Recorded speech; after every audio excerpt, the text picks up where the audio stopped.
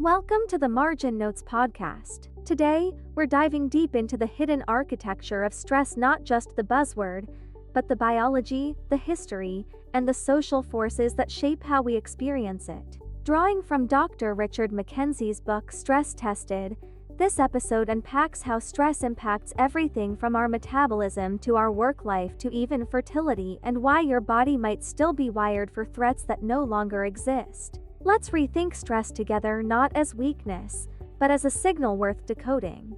That feeling, shoulders always tense, that mental to-do list just spinning. We all talk about stress. Yeah. Burnout, self-care tips, it's everywhere.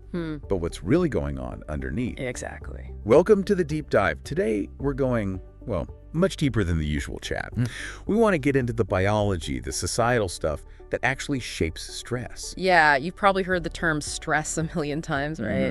But we're aiming for something richer here, a more insightful picture. We've been digging into the research, articles, and especially Dr. Richard McKenzie's book, Stress Tested. It's compelling stuff. We're pulling out the core ideas, those surprising bits that really shed light on what stress is. Think of this as your shortcut to being properly informed.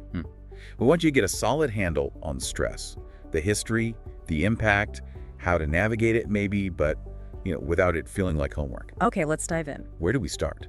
Maybe with how our view of stress has changed. That's a great place. It's actually fascinating. McKenzie points out, 150 years ago, the Victorians, they were worried about steam trains and the telegraph breaking people's minds. Seriously, steam trains. Yeah. And now it's screens, AI, constant emails. Makes you wonder what the next big stressor will be.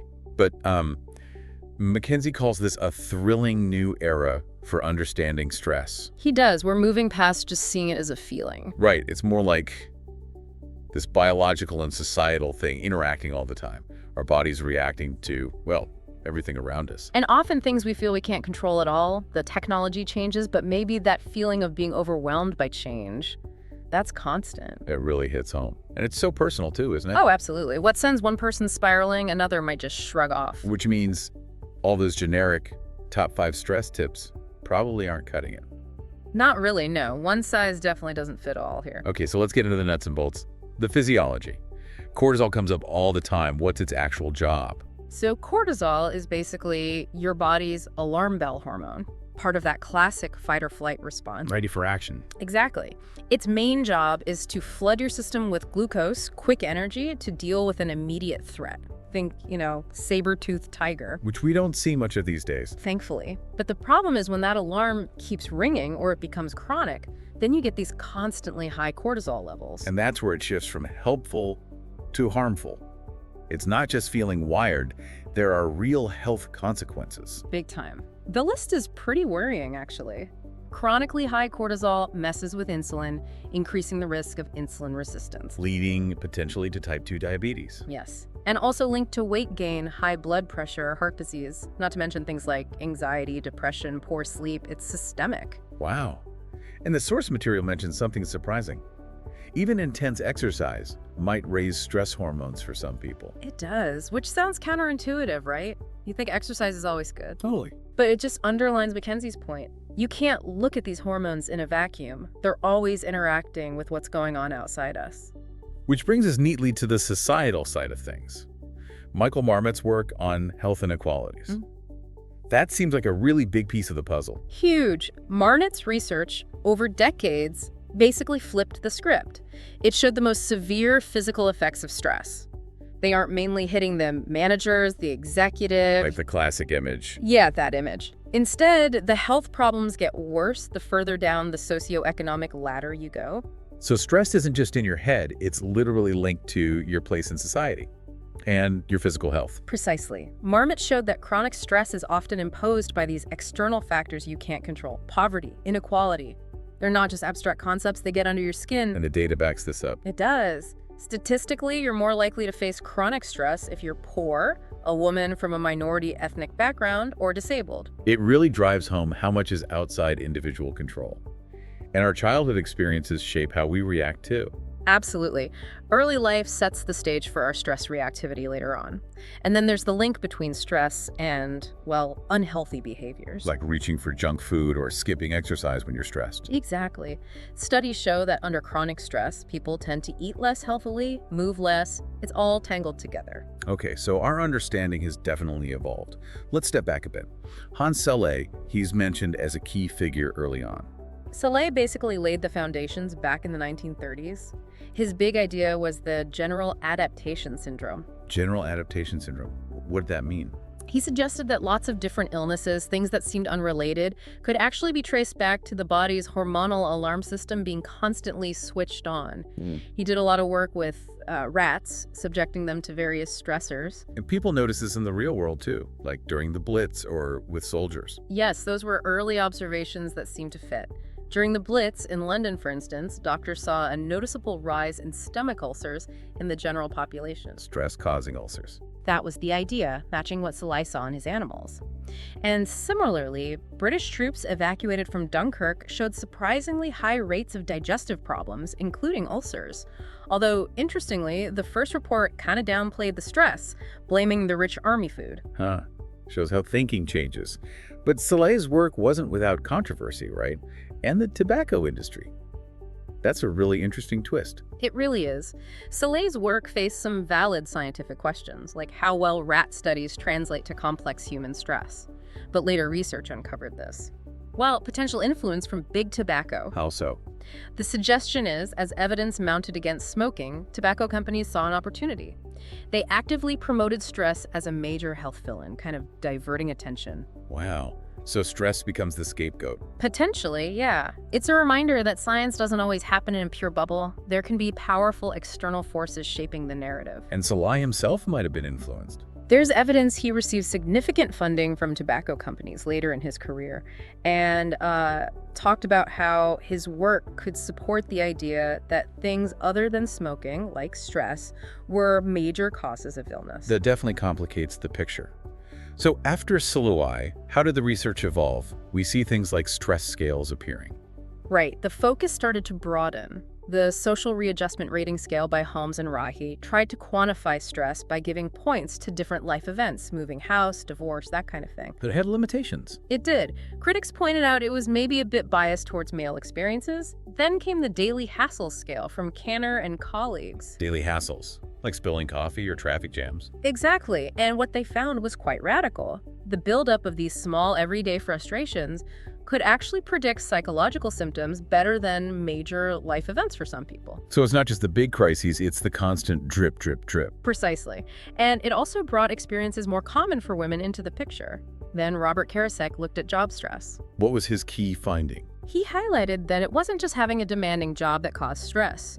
It was the combination of high demands and low decision latitude. Low control. Exactly. Feeling like you're working flat out but have no say in how you do it, that combination is particularly toxic. Makes total sense. Okay, let's dig a bit into the endocrine system. It's not just cortisol and adrenaline, is it? Not at all. The endocrine system, glands, organs, the hypothalamus in the brain, it's producing a whole symphony of hormones constantly. Early pioneers figured this out, like Berthold with his cockerels. Cockerels? Yeah, showing hormones affect physical traits and behavior. And Bayliss and Starlin discovering secretin, proving chemical messengers existed. These were foundational steps. They helped us understand how hormones like cortisol actually work as messengers in the stress response. And the search for these hormones led down some weird paths. Oh, definitely. Adrenaline was discovered, great, but then used for all sorts of things, maybe not always wisely. Then came the hormone craze. Sounds traumatic. It was. Figures like Brown-Séquard and Steineck, they made genuine advances, but also some pretty wild claims. Rejuvenation therapies trying to change sexual orientation with hormones. Steineck's procedure sounds particularly questionable now. Yikes. But real progress was happening too, like isolating cortisol itself. Absolutely. Edward Kendall was key. He isolated thyroxine, the thyroid hormone, and then crucially cortisol.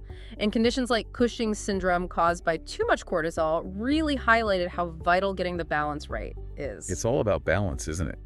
Too much or too little can cause big problems. Now, the sources mentioned predictability and habituation. How do they affect stress?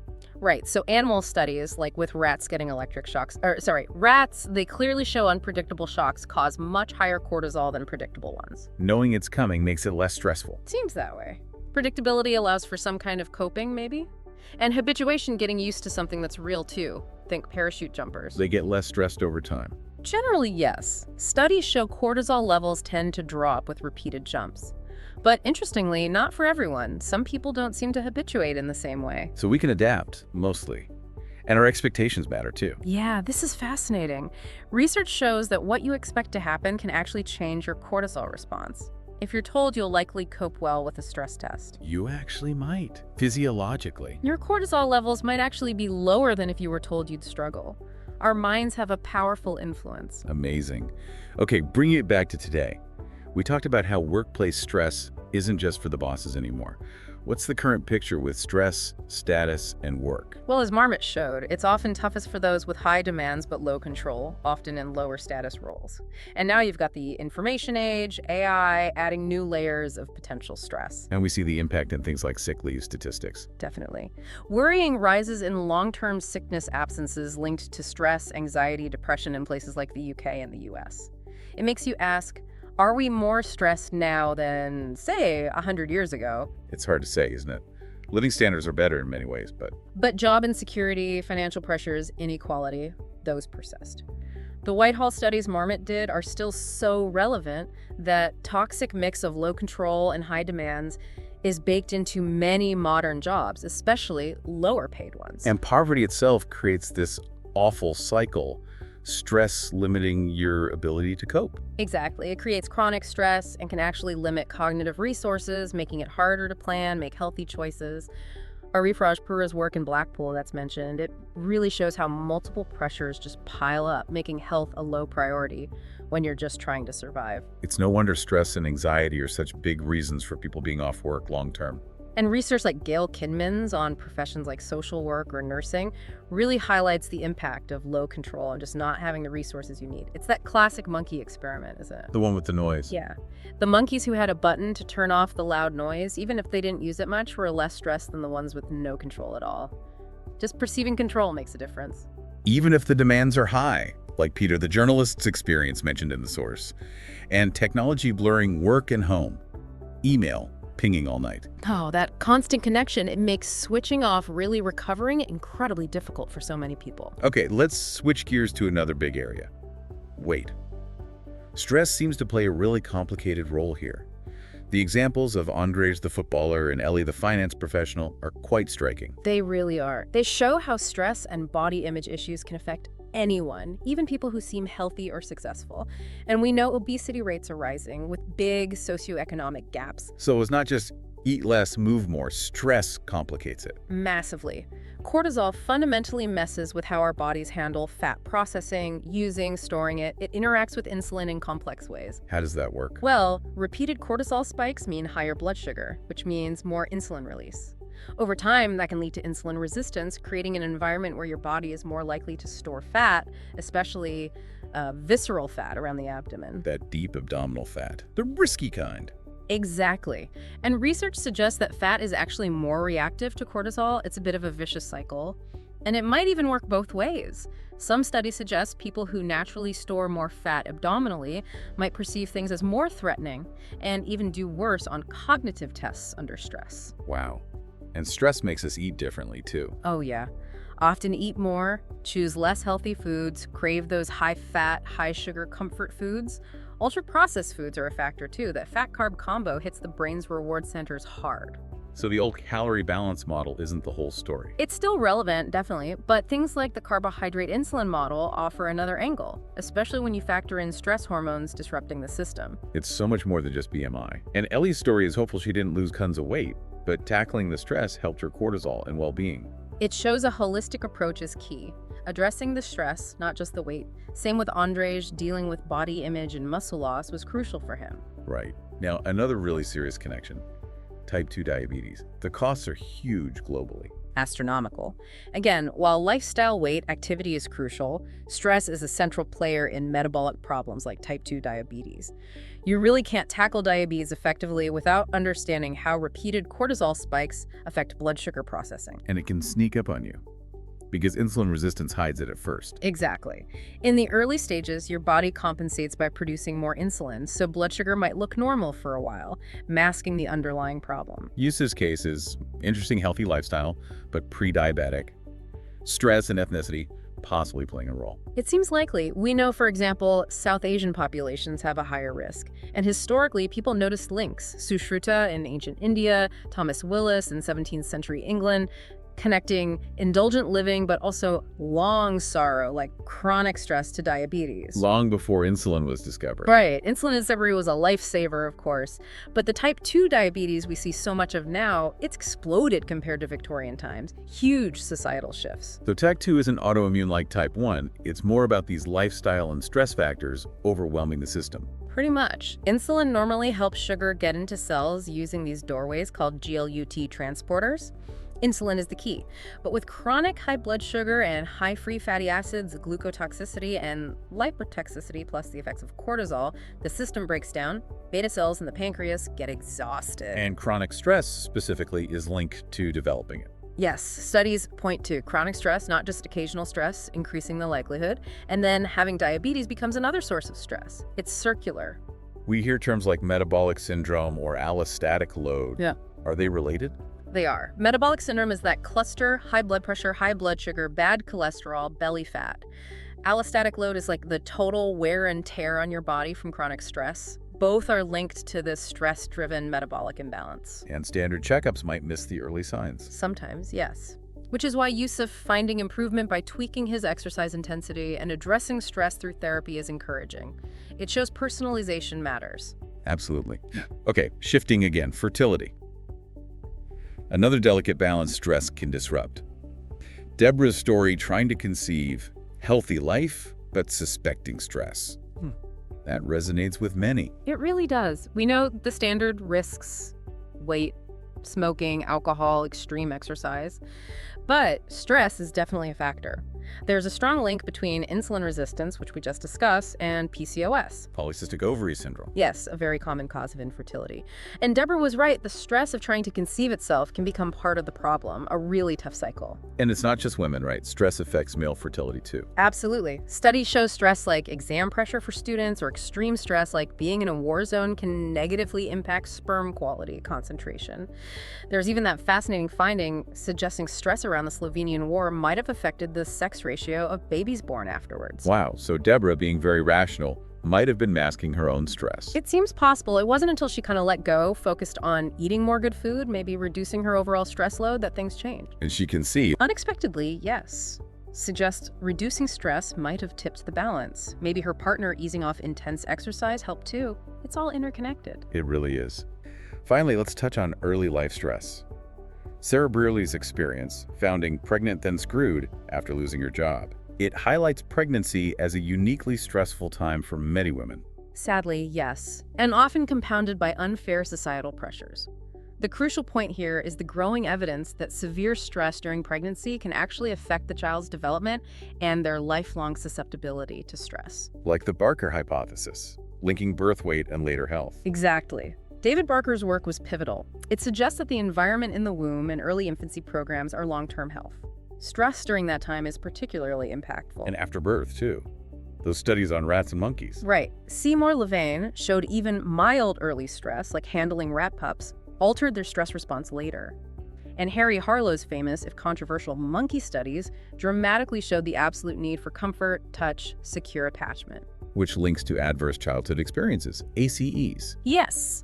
ACEs trauma, or chronic stress in childhood, are strongly linked to poorer adult health and unhealthy behaviors. It's like early adversity recalibrates your stress system to be overly reactive. John Bowlby's attachment theory focused on this early bond, didn't it? Though there were critiques. He emphasized the primary caregiver, usually the mother initially. Later thinkers broadened it, and concepts like the daycare wars show how complex childcare choices are for parents.